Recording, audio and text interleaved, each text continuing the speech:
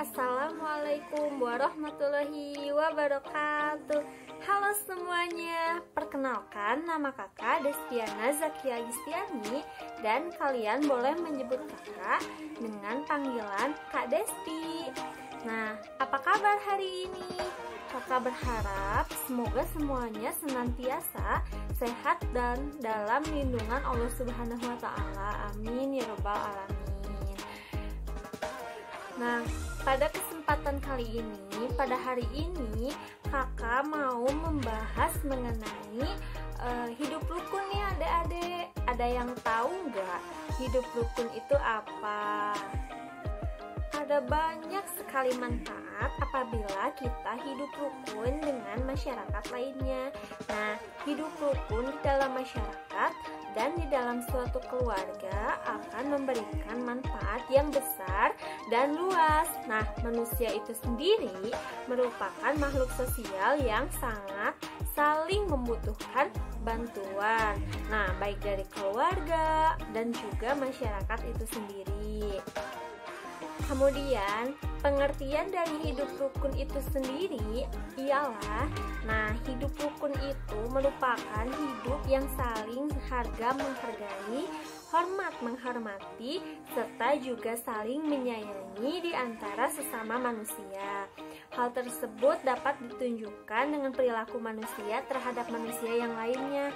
Nah, kondisi dari kehidupan yang rukun tersebut akan menimbulkan rasa bahu-membahu, saling tolong-menolong, serta menjauhi perselisihan dan pertikaian antara sesama manusia.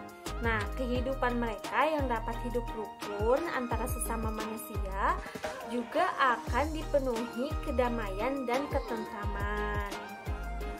Nah, kemudian adik-adik, di sini ada yang tahu nggak apa yang disebut dengan bentuk-bentuk hidup rukun? Nah, di sini kakak akan menyebutkan dan membahas sedikit mengenai bentuk-bentuk hidup rukun. Yang pertama, rukun keluarga. Nah, bentuk rukun dari hal yang paling kecil juga penting, yakni hidup di rukun di keluarga. Rukun keluarga ini yang akan menjadi pondasi atau dasar dalam membentuk kerukunan-kerukunan yang lebih besar. Hubungan antara keluarga yang harmonis, saling menghargai, saling memahami, dan saling melengkapi merupakan bentuk dari rukun keluarga. Kemudian yang kedua ada rukun tetangga, bukan RT ya, tapi bisa juga disebut RT. Nah, rukun tetangga ini merupakan dasar dari pembentukan kerukunan untuk skala yang lebih besar. Kerukunan tetangga tersebut dapat terlihat dari hubungan saling menghormati di antara tetangga satu dengan tetangga yang lainnya. Rukun tetangga ini juga dapat ditimbulkan dari perilaku yang saling tolong-menolong, saling menyapa, dan lain sebagainya. Kemudian yang ketiga ada rukun warga. Nah, dari rukun tetangga maka akan melebar ke arah rukun warga. Tentu sebagai contoh rukun warga yang baik dapat dilakukan dan dapat terjalin dengan saling gotong royong dan saling menjaga ketentraman daerah masing-masing individu dengan mengurangi keegoisan masing-masing. Adanya kerukunan antar tetangga yang kuat akan membentuk kerukunan warga. Kemudian yang keempat ada rukun desa.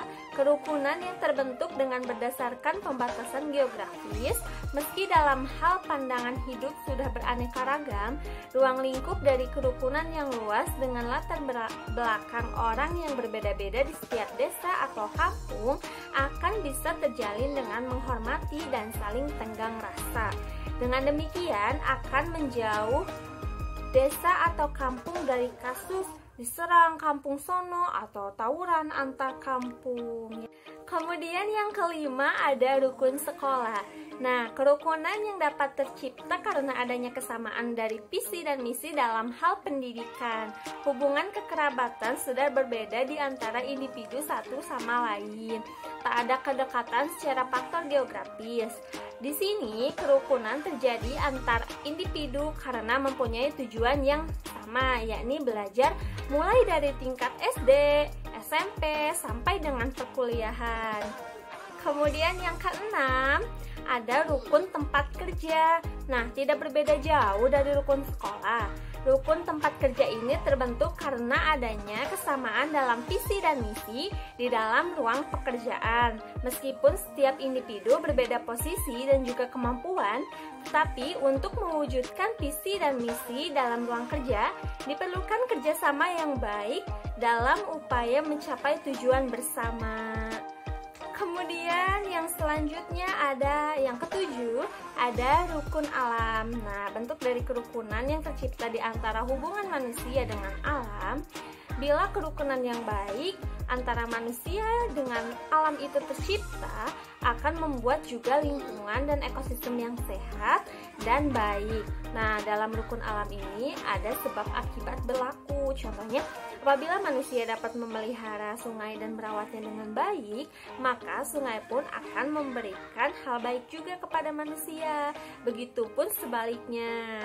Kemudian yang kedelapan ada rukun beragama. Nah, bentuk dari kerukunan hidup beragama ini tidak hanya untuk yang seiman saja, namun juga memiliki kepercayaan lain. Di Indonesia terdapat beragam agama, adat, dan budaya, dan membentuk kerukunan antara agama, maka dibutuhkan rasa saling toleransi yang kuat dan saling menghargai sesama manusia. Tidak saling menjelek-jelekan agama yang lain. Kemudian, nilai-nilai apa aja sih yang terkandung dalam hidup rukun itu? Nah, adik-adik, di bawah ini merupakan nilai-nilai yang terkandung dalam hidup rukun. Yang pertama ada kebersamaan. Nilai kebersamaan akan terlihat sangat jelas, tersebut dapat dilihat dari kekompakan dalam bertindak antara tiap-tiap individu dengan individu lainnya. Nah, adanya saling rasa memiliki dan juga rasa saling senasib sepenanggungan. Kemudian yang kedua ada rasa persatuan dan kesatuan, menunjukkan nilai persatuan serta kesatuan yang kuat di antara komponen-komponen yang terdapat di dalamnya. Nilai persatuan dan juga kesatuan ini tentu menjadikan jati diri masyarakat dan bangsa. Kemudian yang ketiga ada kekuatan. Nah, hidup rukun akan memperlihatkan nilai kekuatan yang sangat besar. Bersatunya dua atau lebih komponen akan membuat kekuatan yang besar. Hal inilah yang ditakuti oleh sebuah bangsa atas bangsa yang lainnya, karena kerukunan juga merupakan kekuatan suatu bangsa.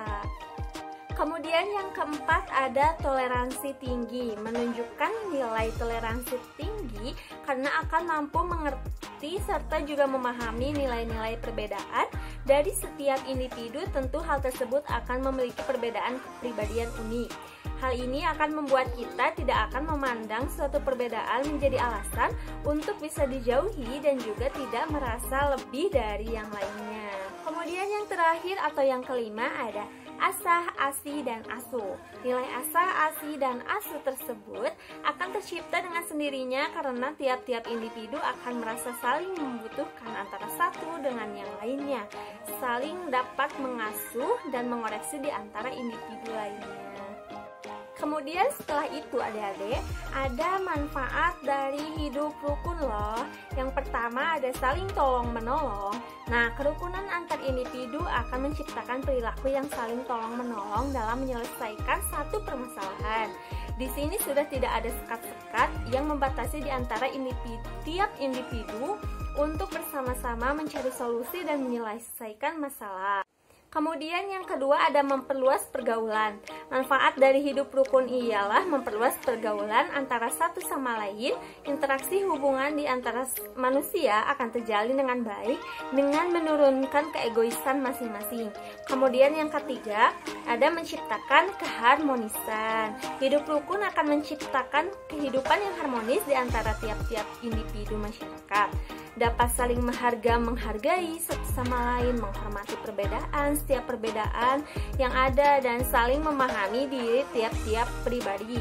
Tidak akan memaksakan kehendak yang akan membuat perselisihan serta juga pertikaian.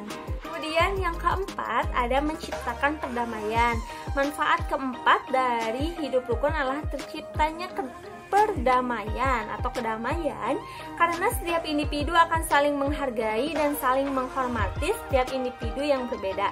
Kemudian yang kelima, ada terciptanya komunikasi yang baik. Kerukunan akan menciptakan interaksi yang baik.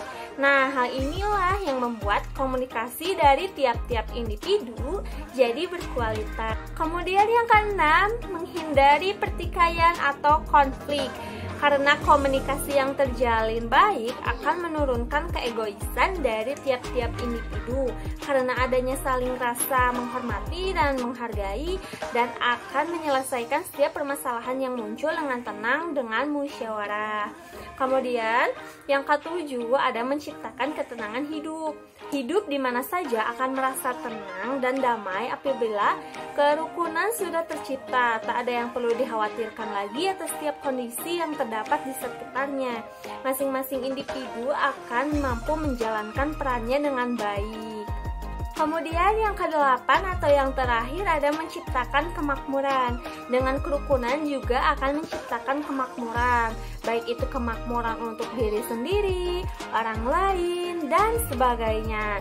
Hal tersebut karena mereka akan fokus pada pembenahan serta juga perbaikan-perbaikan yang akan terus-menerus supaya kehidupan ini lebih baik dan juga sejahtera, tidak terfokus pada kesalahan-kesalahan ataupun kekurangan-kekurangan tanpa memberikan solusi yang menyelesaikan suatu masalah. Kemudian yang terakhir atau pembahasan yang terakhir nih adik-adik. Nah, ada contoh hidup rukun di rumah, di sekolah, dan di masyarakat. Yang pertama ada contoh hidup rukun di sekolah. Nah, yang pertama itu ada bermain dengan baik, kemudian belajar dengan kakak, makan bersama keluarga, yang keempat membantu orang tua, dan yang terakhir meminjami adik mainan dan sebagainya. Masih banyak lagi tentunya ya adik-adik. Nah, mungkin cukup segitu aja untuk pembahasan kali ini mengenai hidup rukun di masyarakat. Mohon maaf apabila ada kesalahan dan semoga bermanfaat untuk semuanya. Terima kasih, di komen dan subscribe tentunya, dan likes juga. Wassalamualaikum warahmatullahi wabarakatuh.